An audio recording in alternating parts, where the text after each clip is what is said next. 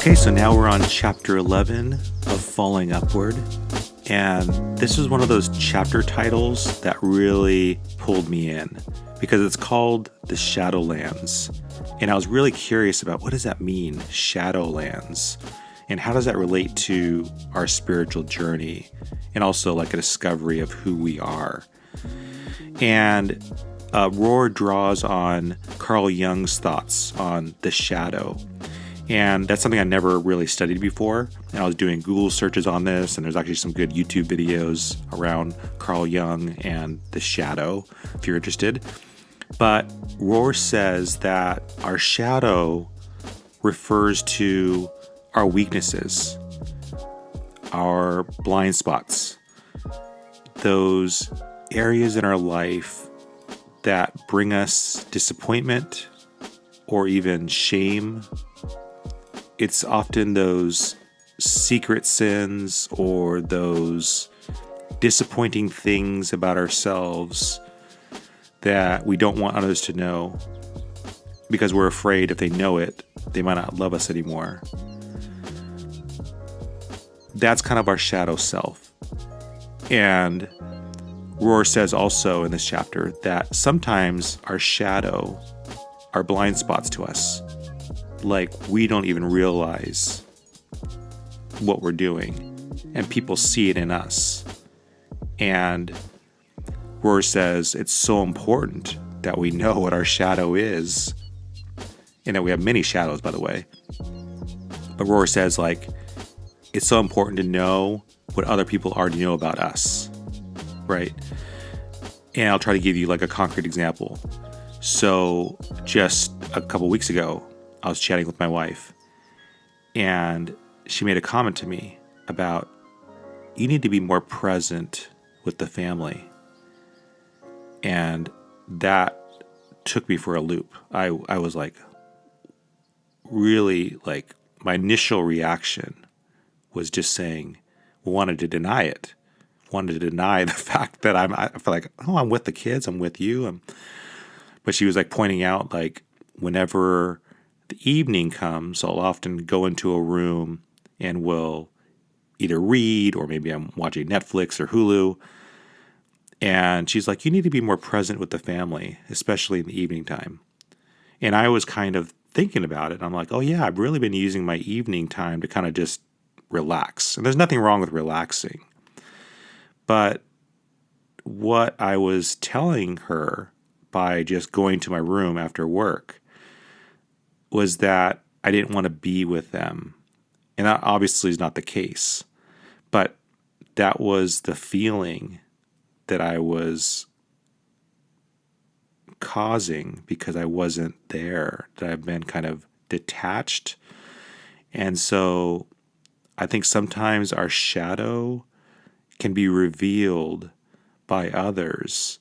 That, man, it was such a true comment.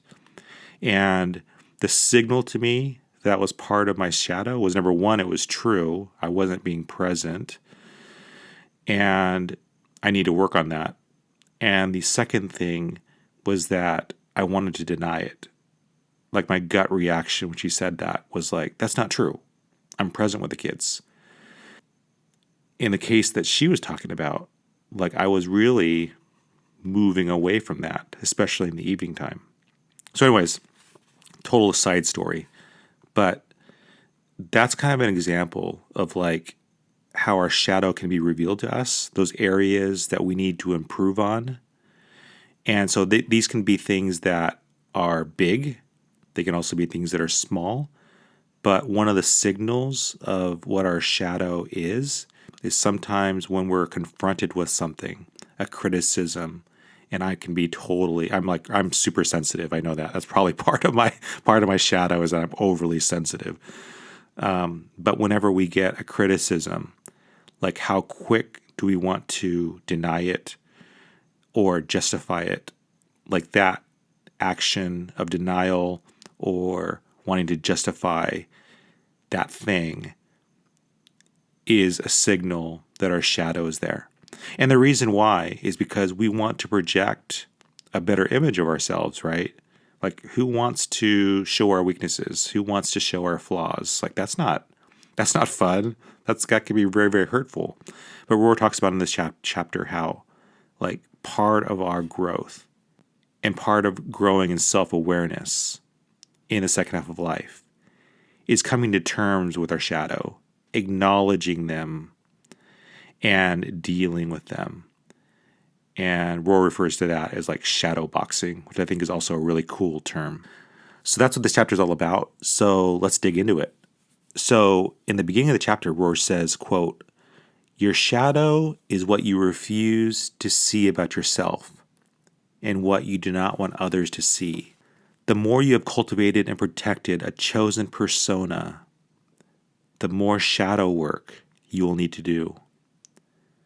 Be especially careful, therefore, of any idealized role or self-image like that of a minister, mother, doctor, nice person, professor, moral believer, or president of this or that. These are huge personas to live up to, and they trap many people in a lifelong delusion. Period." So Rohr is saying here that any idealized role or title that we have can prevent us from seeing or even acknowledging our shadow. And again, shadow is kind of referring to our weaknesses, those areas that we don't want others to know about. Now, obviously, there's nothing wrong with having these titles or wanting to have these titles.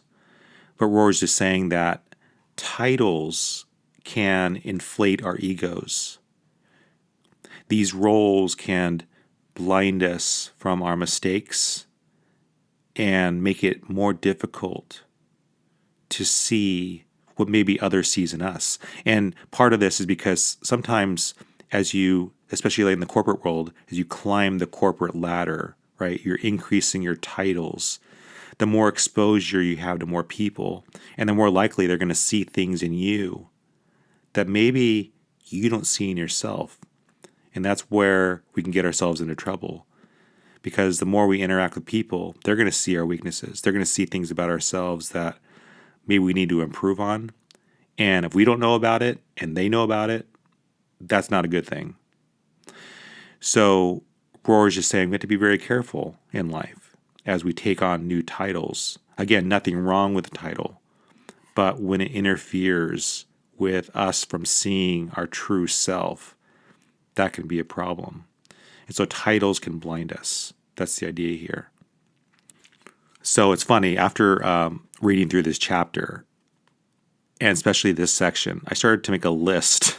I got a journal out, and I started making a list of like all the disappointing things, all the things that I was thinking could be my shadow. And I thought maybe that's probably a good practical exercise for us, like just to keep a list. Like, what are those areas that we know about ourselves that we need to work on? So I wrote things like my selfishness, and I got specific areas where I'm selfish, areas of pride, and other areas that were very disappointing to me, things that have brought me shame in my life. And I just started writing down these things. And it's like a Google Doc, basically. And I was thinking about, like, as things come up, as people share with me their thoughts, criticisms on me, instead of denying them, overreacting, I'm just going to add them to the list. And not to say that every single criticism that we get is accurate, right? I think it needs to come from a trusted friend, trusted loved one. That means more. And also when other people come to us who maybe aren't trusted or loved, and they're just sharing from their heart about something they see in us, like, let's just take that, because that can also be very, very true. But especially when it comes from a place of love, and that someone's trying to help us and they point out a weakness in us, that's a good thing to, like, oh, thank you so much for telling me about that. That's important for me to know. And that's something that we can then think about. So again, this is like shadow work, right? Like shadow boxing is like this process of like kind of documenting and thinking through those areas that we need to improve on. And I think asking trusted friends and loved ones to point out areas in our life that we need to fix. Like a question I need to be asking my wife more is like, sweetie, like what are things I need to work on? What are things that you see in me that are weaknesses? Areas where I'm failing or areas that I could really improve upon? Because she was pointing out to me about being more present. Like, that's real conversation. Like, that's stuff that I need to know about. And sometimes we need to ask for it because that's something they see in us. And why wait for the argument, or why wait for a point where they're so fed up with us that they finally tell us? Like, it's better for us to know early on, right? So I think for me, one of the lessons here is like, I need to like reach out more to my loved ones and just tell them like, hey, I'm trying to improve my life. I'm trying to be more self-aware. And part of that process means knowing areas of weakness.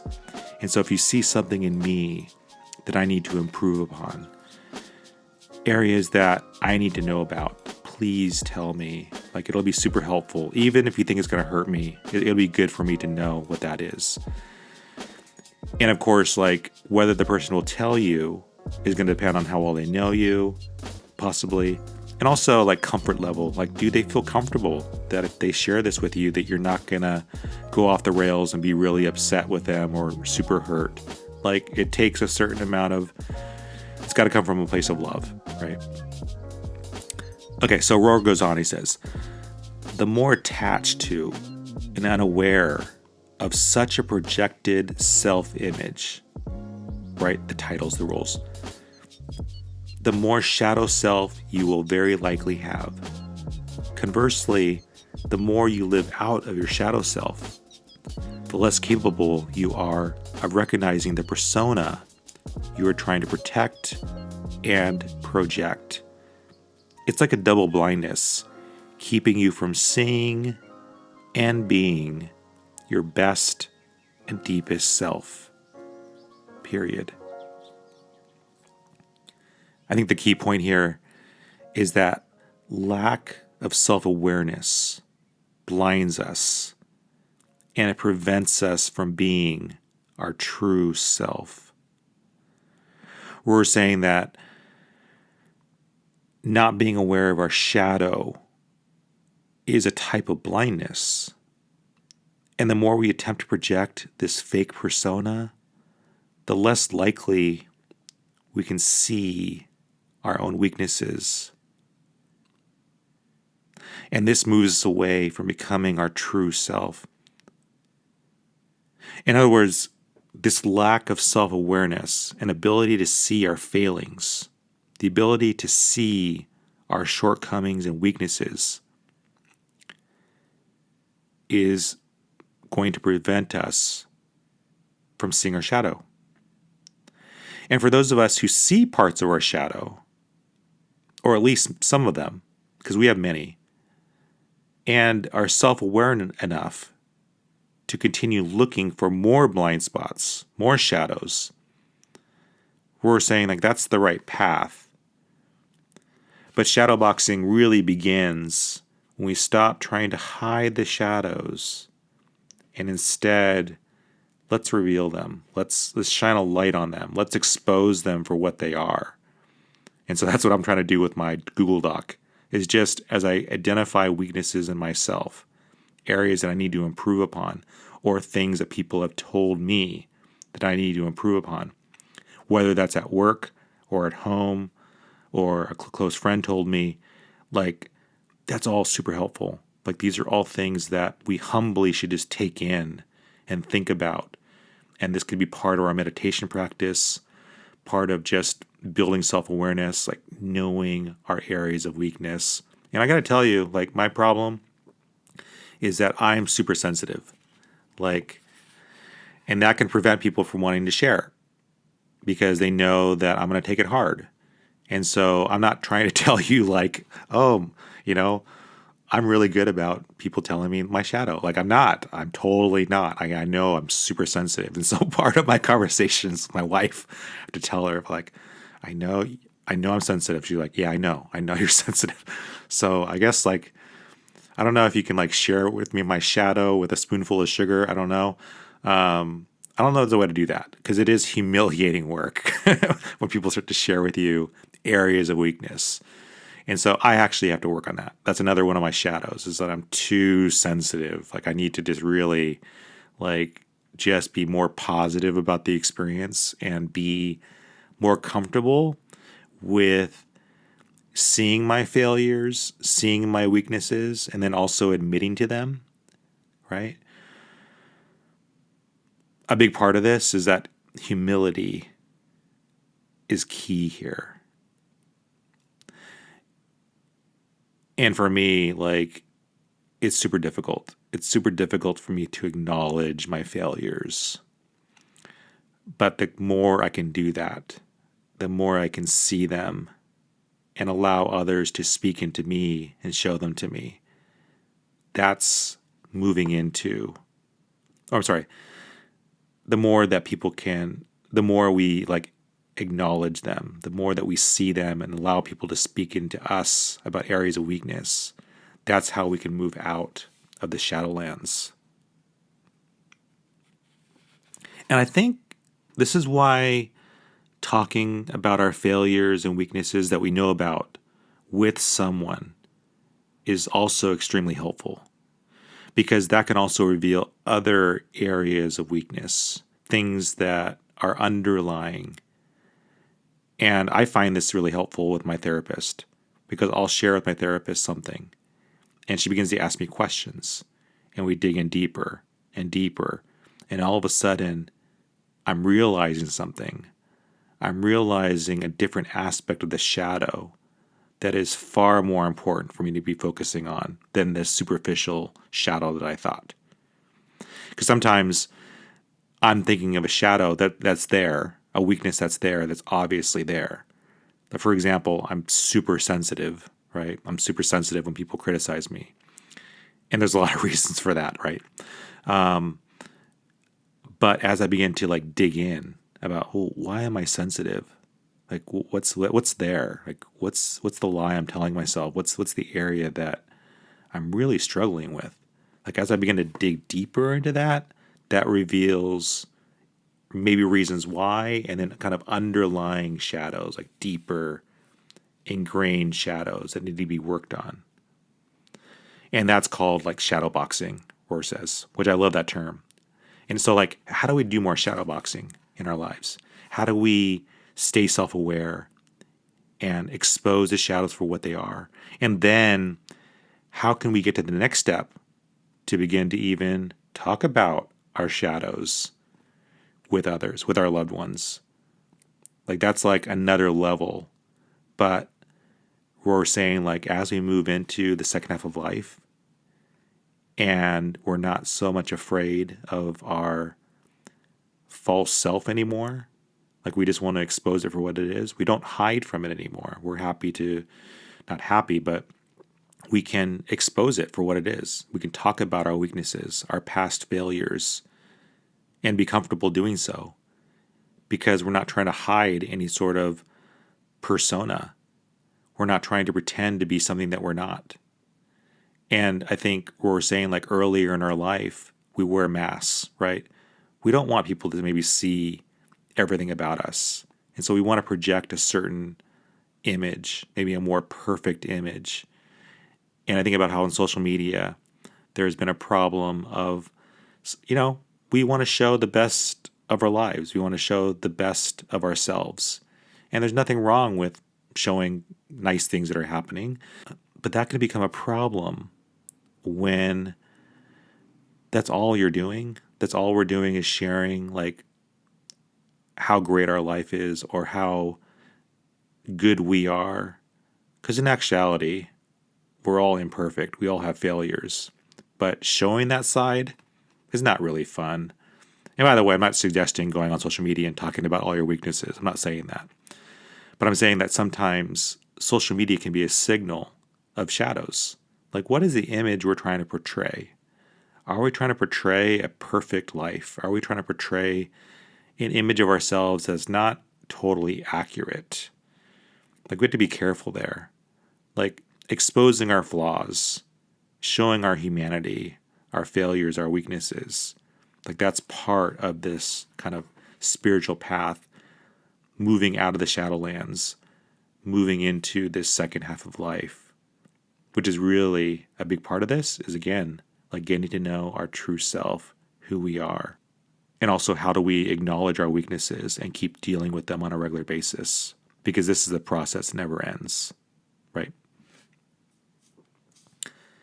Rohr goes on and says, quote, "Whenever ministers or any believers are too anti-anything, you can be pretty sure there is some shadow material lurking somewhere nearby, period." So I was thinking about this. You know, growing up, I was very cynical and harsh about other churches that weren't like mine, right? Other churches that didn't agree with my church. And I would joke about other churches. I would criticize them a lot. And I love to study theology, and I love to just find scripture and reasons why I was right and they were wrong. And all of that was just building up my pride and my arrogance. And it's sad that I would use scripture to just bolster my pride and my arrogance on churches. And that revealed one of my earliest shadows that I continue to battle with, and that's pride. And I see it pop up whenever I start to think that I've got things figured out, right? Whenever I start to think like, oh, I got this. I had to be very careful, because I realized that one of my shadows is that I want to be right. I want to be right all the time. And I think it comes from a good place, right? We want to be right. We want to know that what we believe about certain things, that we're believing the right way. But sometimes that can lead to pride and exclusion and no longer considering that we could be wrong. And so anyways, that's just a glimpse. I'm not even getting into the details here, but that's just a glimpse of some of the areas that I see in myself. Just a very small example. But pride is a big one for me, because I want to be right, and I want to study, and I want to get things right, and it comes from a good place. But the problem comes when I start to get to a point where I think I figured it out, and now I know a lot better, and there's no possibility that I could be wrong here. Part of growth and part of humility is realizing that, you know what, this is what I believe right now. And I believe this because I've studied these things, and I think this is the way I should think. But I should still be learning and growing, and I can be wrong. And I think that in life that we need to constantly be students, constantly educating ourselves, constantly being aware of where I could be wrong, and also being willing to admit that I can be wrong about certain beliefs. Like, we have to just constantly have this kind of learning state, this humble learning state. And again, I'm just talking to myself here. I'm just preaching to myself, like things I need to work on. And this is why I think like love and empathy needs to be guiding us the entire way. And so whenever like pride begins to come up, or I think I've figured things out, like I need to just like stop there and think about like, I can totally be wrong here. Like, this is what I believe right now. But there can definitely be changes as life moves on, as I'm exposed to new ideas. I might need to be refining. And I think part of life is this constant refining, constant learning. Like whenever I read my Bible, like every single time I'm reading it, it's like I read this last week, or I read this passage last year, and now it's speaking to me on a whole nother level. Like that's kind of this process of like just refining our theology, refining our thinking, coming into how can I be more loving? How can I have more empathy? And it's just funny because like with the Bible, like the reason why it can be fun to go through is that you read a book of the Bible and it speaks to you maybe on one level, or maybe it doesn't speak to you at all. But then a year later, that psalm, that lament can speak to you on an entirely different level because you've gone through something. And you've gone through something really, really hard. And now that psalm speaks to you on a whole nother level, or exposes some shadow that you didn't know you had. And if we had this position of pride where like, well, I read that last year, I don't need to read it again, that would like hold us back in so many ways. So I constantly have to go back to the Bible, constantly have to refine. And that's like part of my own like thing that I do. So anyways, Rohr goes on and says, quote, as you do your inner work, you will begin to know that your self-image is nothing more than just that. And it's not worth protecting, promoting, or denying, period. So when we start to identify our shadows, and as other people share with us areas of weakness, things that can be our shadows, we can either deny them, we can hide them, and pretend to be somebody that we're not, pretend that that shadow isn't there, or we can start to deal with them, which means exposing them for what they are, saying, yes, that's something I need to work on. That's an area that I need to sit with, think about, write about, journal about, talk about, and begin to just show the shadow for what it is. And part of that process means we begin to take off our mask, realizing that this persona that we were trying to project as being this maybe more perfect person wasn't really helpful to us. It just covered up something that we weren't. And so again, like this inner work is something that never stops. It's not like we get to this point where we know all of our shadows, or that we're finished fighting our shadows. There's always going to be weaknesses. There's always going to be areas that we need to be working on. This is just part of life.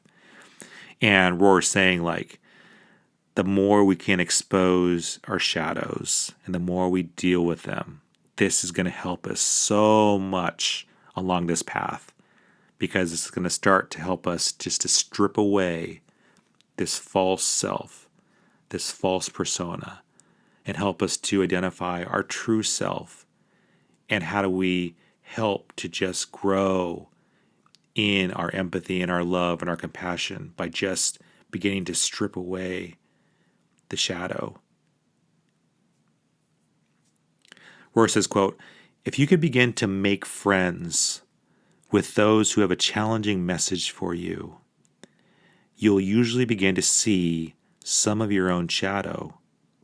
If you don't, you'll miss out on much needed wisdom and end up imprisoned within yourself. Period. And that's like really harsh language there. But Rohr has to use that language. This idea of imprisonment. Like that's a really strong word. End up imprisoned within yourself. And Rohr is saying like it's so important that we have people that will speak truth to us. And this can be spiritual directors, these can be pastors, these can be loved ones, trusted friends, mentors, people that will tell us, like, what are areas I need to grow in? What are some failures? What are some faults that you see in me that I might not see in myself? You know, at work we have this 360-degree process where leaders that are kind of growing up in the organization will do these surveys with various colleagues that they've worked with in the past in different divisions and at all different levels. And people get the survey and they're asked to answer honestly, and they don't have to say who they are. So that kind of helps with the honesty part. So, the more people you send it to, obviously, the more data you can get and the better. So you send out this survey, and again, it's all anonymous, and people kind of just fill out, and it's very detailed. It takes about, 20 minutes, maybe even 30 minutes to go through. And the person can jot down notes. It'll ask questions about all these different areas of a person's leadership ability, their presence in the workplace, how they've reacted in the past. Anyways, all this gets collected and then compiled into a report that gets sent back to the person. And that 360-degree process on a leadership level is huge and benefits somebody so much because they can see how they're being viewed across the organization by various people in different departments at all different levels. And that feedback can be very, very hurtful. But that's revealing our shadow. Like, that's the kind of feedback we need, the necessary feedback. Like, we should know it, right? We should know it as soon as possible. And it's going to hurt. It's going to be painful to hear it. But if we can humbly read it and accept it and just take it in, not overreact, not over-deny, but just take it in, make notes of it, and then think about, okay, how do I now deal with these areas? And it's funny, I have this leadership book at work, at the office, and it has I want to say maybe 400 different leadership skills, like things we can all work on. And it includes big things and small things. But there's 400 areas that they've identified in leaders that can be weaknesses. And that's just a book, 400 different potential weaknesses. And I got to tell you, I'm going through it. I'm like, yeah, I'm weak in that, I'm weak in that, I'm weak in that. So this is why shadow work, it never ends. It never ends. There's always things we can be working on. When I'm sharing this with you, please don't think I've got this figured out, because I don't. I'm taking this from Rohr, and I'm like, oh my gosh, I have so much work to do, and I have so much more people I need to talk to. I need to work on not being so sensitive. I need to work on being more humble. So all of this is just good, healthy, spiritual work that I need to do. And anyways, this is why I find this chapter so powerful. Rohr goes on and says, quote, "In 10 seconds, we can create an entire and self-justifying scenario of blame, anger, and hurt toward ourselves or toward another." Buddhist nun Pema Chodron says that once you create a self-justifying storyline, your emotional entrapment within it quadruples. And she is surely right. Yet I still do this every day and become my own worst judge, attorney, and jury within 10 seconds of an offending statement. Period. And I love that Rohr is talking about this, because that feels like me. I hear a criticism and immediately I'm ready to make my case on why it's not right. Right? Because sometimes when we're exposed to our shadows, exposed to our weaknesses, exposed to those disappointing things, we sometimes just want to justify it. We want to say that what they're thinking is wrong about us, that they've totally misdiagnosed who we are. We want to totally deny what we're being told. And I remember when I was younger, my youth pastor, I think I was probably 17, he's like, "Hey Mike, I need to talk with you about something." And so I went to the meeting, and I was really excited to meet with my youth pastor. He was a mentor to me, and I just loved him and continue to love him today. He took me in his office, and he said, "I need to share something that you need to hear." And I immediately was like, I thought it was going to be a fun meeting. Like he just wanted to hang out. And instead he wanted to share with me a weakness that he saw in me. And so he shared it with me. And again, it dealt with pride. And I was so hurt. And my reaction after the meeting, when I got back home, was thinking like, my pastor doesn't even know me. Like, how could he say that about me? Doesn't he know who I am? And my pastor was addressing pride that he saw in my life, which was accurate. And my reaction to it, when I was in the meeting, I was like, oh, okay, yes, I need to work on that. Let's pray about it, right? Afterward, I was like, my pastor doesn't know me at all. That was such a hurtful thing for him to do. I took it really, really hard. And again, like, that's sometimes my problem, is that when I hear something, I want to deny it. I don't want to think that it's true. But if someone's revealing something that they see in me, and not to say that it is always true, somebody could be trying to hurt you, right? But when someone tells us something, like, and we want to jump to some sort of self-justifying scenario, we want to say automatically that they're wrong. Like, that can signal, maybe there is some truth to this that I need to be thinking about. Or maybe there's some aspect that I need to be focused on because they see this in me. And if they see this in me, it's possibly others see it in me too. And I want to just check myself and maybe check in with some other close friends and say, hey, you know what? A friend just shared with me this thing about me. And I want to get a sense, like, do you see that in me too? Like, because if it's true, I really want to be working on this. Or I see part of this in me, but I never saw it to that extent. And I don't want to believe it's true, but if it's true, I really want to know. Like, do you see this in me? Because if you do, it's obviously a blind spot that I need to be working on. Now, it's easy for me to talk like this, right? It's easy for me to sit here in front of a microphone and just share like, oh yeah, this is the process and this is how you do it. Like, again, super hard, takes a ton of humility, takes a lot of self-awareness and a desire to grow. But if we can get to that point, like, man, what tremendous growth we can have if we can just have that attitude.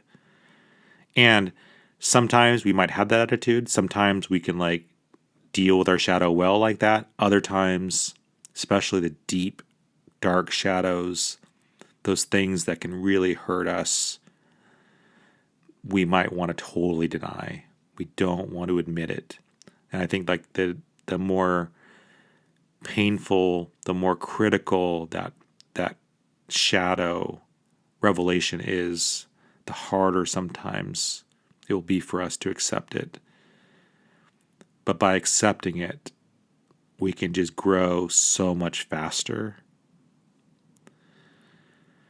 But again, this is like all theory, right? I'm just chatting, like whether or not I'm going to be doing this. Like, I hope, like what I'm telling you, like, I hope I can do this. Like, I hope that will be my attitude. I hope that as I'm jotting down my notes in my Google Doc about my shadow, like, that I'm like taking that seriously and like thoughtfully thinking about like each of those areas of weakness, and as other people share with me, and I need to be more diligent about asking people to reveal to me areas of weakness. Like, I have to do that. So again, I'm just talking to myself here, but I was very like happy when Rohr was saying like he struggles with this. Like, that was comforting to me. Like, oh, I'm not alone. And I also realized like this is going to be a lifelong thing. This is not something that just goes away. Like, all of a sudden we come to some enlightened state where we've totally dealt with all of our shadows. Like, no, shadow work is always going to be part of our process. And we're saying like this is part of the second half journey in life, is that shadow work is there, and it requires constant self-awareness of our own personal failings. Rohr goes on and says, quote, The movement to second half of life wisdom has much to do with the necessary shadow work and the emergence of healthy self-critical thinking, which alone allows you to see beyond your own shadow and disguise and to find who you are hidden with Christ. As Jesus put it, you must recognize the plank in your own eye, and then you will see clearly enough to take the splinter out of your brother's or sister's eye. Matthew 7:5. Period. I love these lines from Rohr because I never really thought about how those words from Jesus about recognizing the plank in our own eye, like that's the first step. And that's what Rohr is saying here.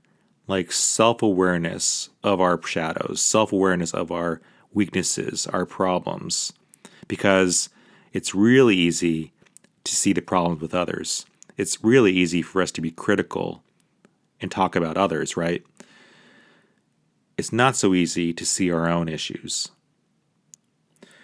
Rohr goes on and says, quote, "Shadow work is humiliating work, but properly so.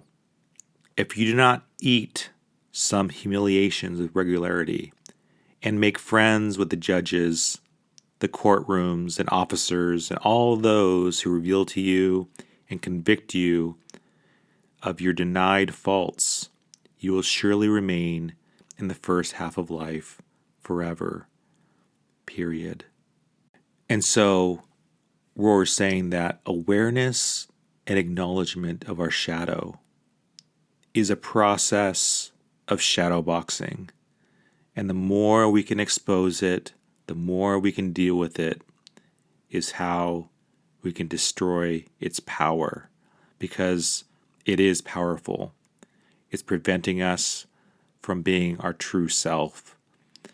And Rohr is saying, like, the less humiliated we are, and the more we can expose the shadow for what it is, the more we can talk about it, the less humiliated we are about it, because we can just expose it and talk about it, the less power that shadow holds over us.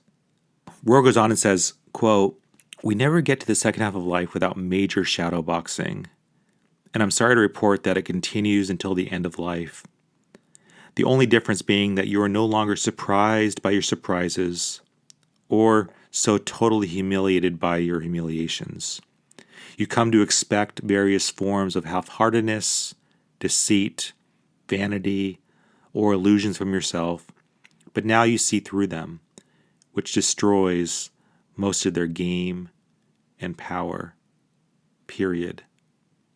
And I love this passage from Rohr because he's saying that, like, the more aware we are of our shadows, the more that we acknowledge them, and more that we deal with them, initially, it'll be very humiliating.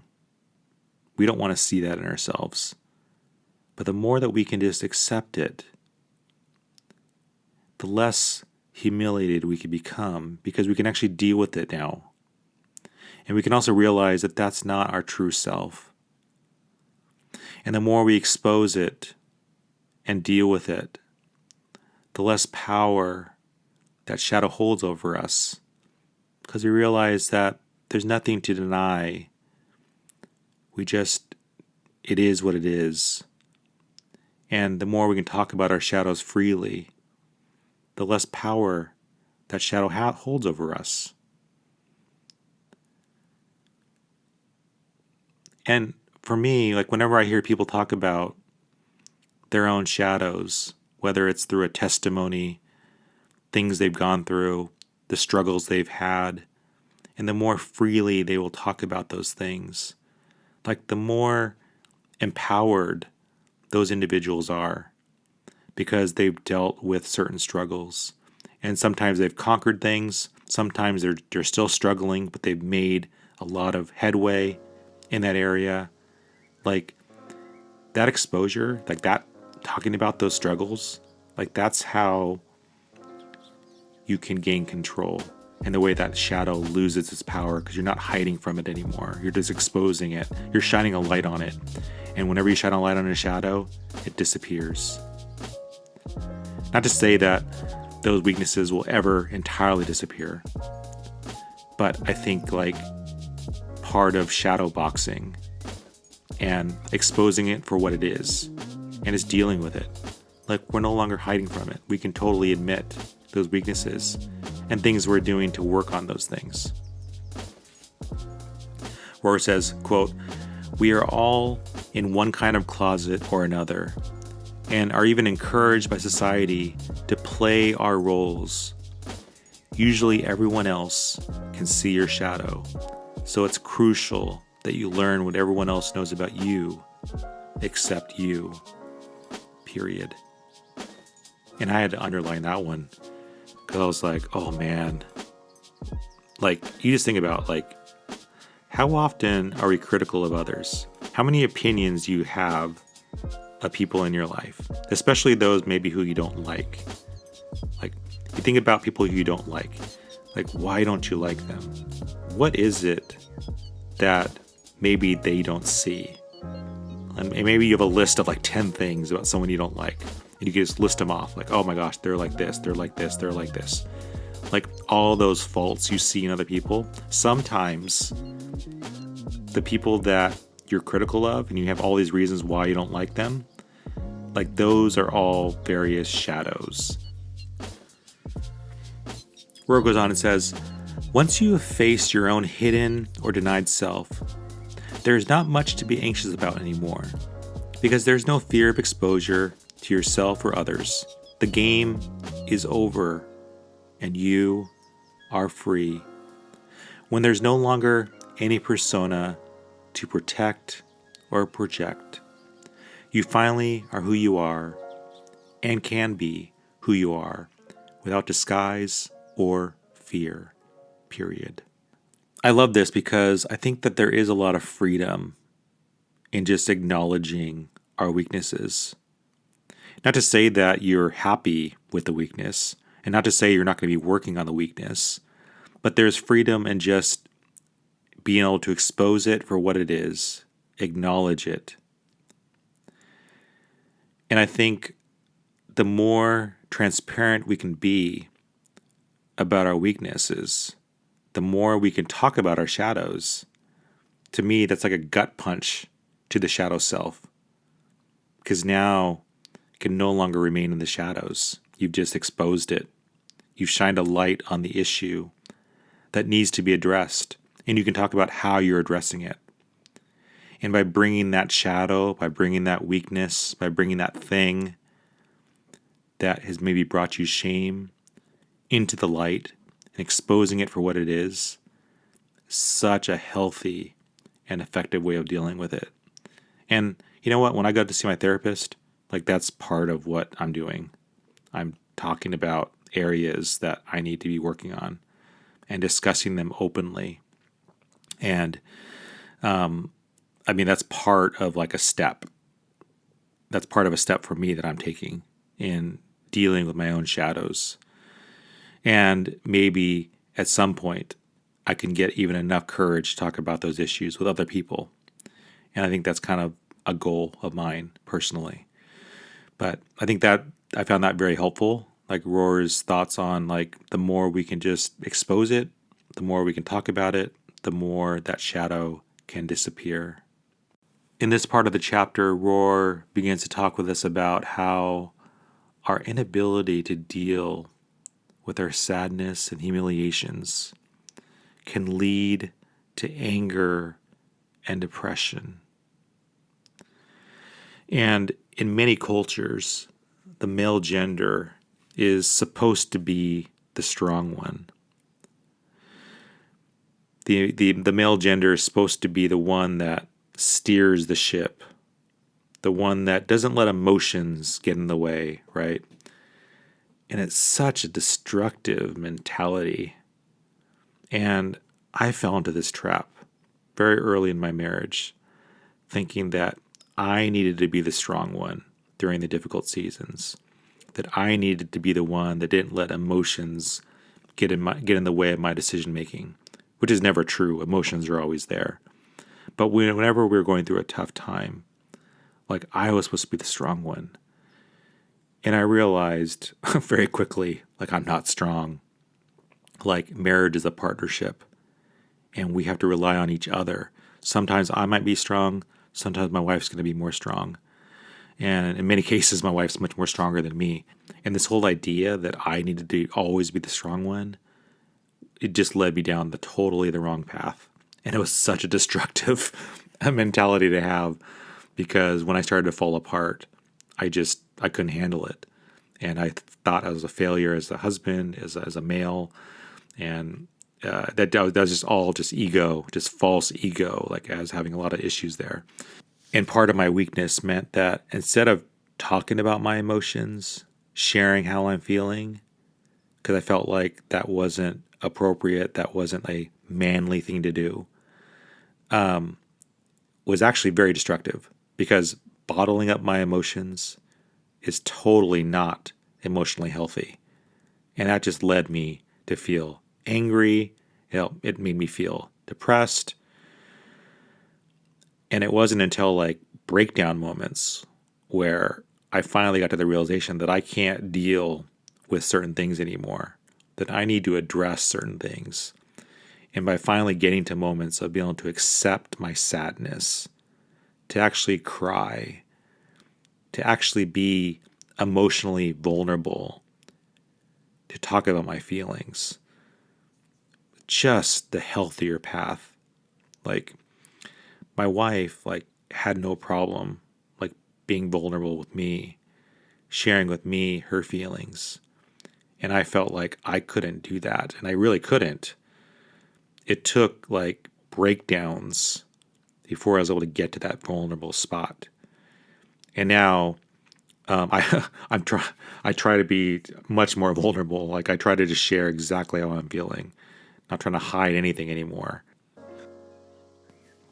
Okay, so we just finished our discussion on the Shadowlands, and I thought I would end these episodes going forward with just kind of listing out takeaways. And so as I was going through this chapter, here are just some of the takeaways that I want to remember. So number one, our shadows are those blind spots, those weaknesses, those areas in our life that we don't like or don't want to acknowledge, or maybe even don't see. Number two, growing in self-awareness and understanding what humiliates us or causes us to over-deny or justify our actions can signal our shadow. Number three, trusted friends, loved ones, therapists, and spiritual counselors can also help us uncover these disappointing or maybe even shameful aspects. Number four, acknowledging and dealing with our shadow is the most efficient way of getting that issue into the light and helping us to strip it away. It helps us to weaken it. And number five, it's important to get comfortable with discovering and dealing with our shadows.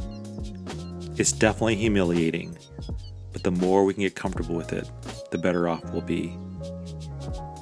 And lastly, shadowboxing never ends. So those are my takeaways.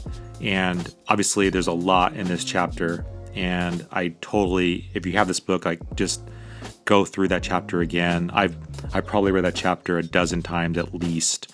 And I'll continue to go back to it because it's just super, super helpful. And each time I read the chapter, I'm underlining new things and, I didn't see that before. And that's always the great thing about good books, is that there's always something to learn and always something that we miss. So next time we're going to talk about chapter 12, which is called New Problems and New Directions. Thanks so much for listening, and we'll chat next time. Take care.